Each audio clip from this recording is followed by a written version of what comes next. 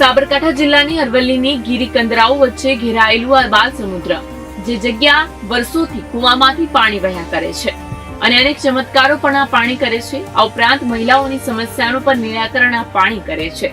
ચાલો જાણીએ આ પાણી વિશે.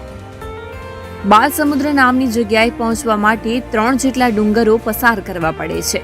એક તળાવ આવે છે અને તળાવની કિનારે જઈને ગીચ જંગલો વચ્ચે આ ચમત્કારિક જગ્યા આવેલી છે. રાજેન્દ્રનગર ગામથી 3 કિલોમીટરથી વધુ અંતર ચાલતા જવું પડે છે અને પછી દર્શન થાય છે બાલ સમુદ્રના. બાલ સમુદ્ર એક બાળકના નામ પરથી પડ્યું છે અને આ બાળ સમુદ્ર અન્ય બાળકોની તરસ छिपाવીને નવજીવન આપી રહ્યું છે. એક દંતકથા પ્રમાણે એક માતા પોતાના બાળકને જંગલમાં લઈ ગઈ હતી અને અચાનક મહિલા પાછળ કોઈ લોકો પડ્યા અને તે મહિલા આ જગ્યાએ બાળકને મૂકીને જંગલમાં ભાગી ગઈ અને પેલા લોકો ભાગી જતા મહિલાને અચાનક બાળકની યાદ આવતા માતા તે જગ્યા પરત ફરી તો બાળકનું મોત થયું હતું. આ જ જગ્યાએ બાળકે પગ ઘસ્યા હતા અને ત્યારે ત્યાંથી અચાનક પાણીની ધારાઓ વહેવા લાગી. ત્યારથી જ આ જગ્યા પર પાણીનો પ્રવાહ ચાલુ થયો હોવાની લોકવાયકા છે.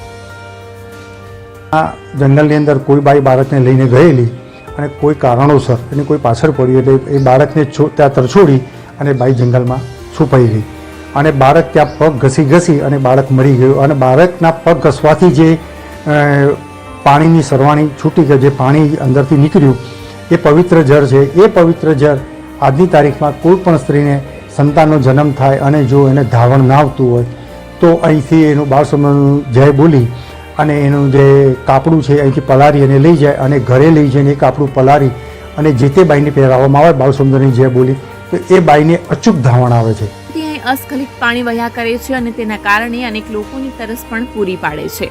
જંગલમાં રહેલા અબુલ પશુઓ પણ પાણી પીવે છે. આ પાણી એક ચમત્કારિક પાણી પણ કહેવામાં આવે છે, કારણ કે આ જગ્યાએ કદી પણ પાણી ખૂટતું નથી. પછી ભલે તે શિયાળો, ચોમાસું કે ઉનાળો હોય, પણ પાણી આ એક જ માત્રામાં અહીંથી વહ્યા કરે છે. તેટલું જ નહીં, પાણી કદી ઓછું પણ નથી થતું. આ પાણી સ્ત્રી રોગ માટે પણ ખૂબ જ ઉપયોગી છે. જે માતાને પુત્ર કે પુત્રીનો જન્મ થયો હોય અને માતાને પૂરતો ખોરાક ન આવતો હોય તો અહીંનું પાણી પીવડાવવાનું હોય છે અને તે મહિલાના વસ્ત્ર અહીં પલાળવાના હોય છે.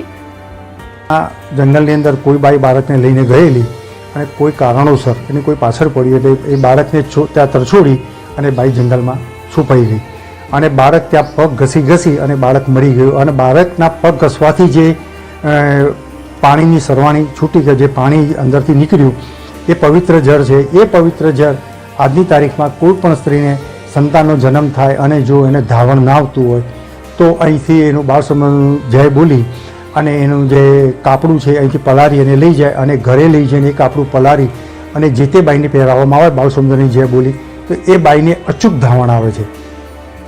ત્યારબાદ તેલ પાણી શરીરે લગાડવાનું હોય છે અને આ જગ્યાએ બાલ સમુદ્રનો જયઘોષ બોલાવવાથી તાત્કાલિક અસર થઈ જાય છે અને સ્ત્રી રોગ પણ દૂર થાય છે.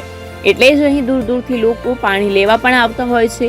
આ દુઃખ અનેક ડોક્ટરો પણ દૂર નથી કરી શક્યા, જે માત્ર આ પાણી કરી બતાવે. અનેક લોકો આવે છે અને દર્શનનો લાભ લઈ રહ્યા છે. આ ઉપરાંત અહીં નવદંપતિ અને ગામ લોકો પણ આવતા હોય છે, તેમની મનોકામના પૂર્ણ કરતા હોય છે.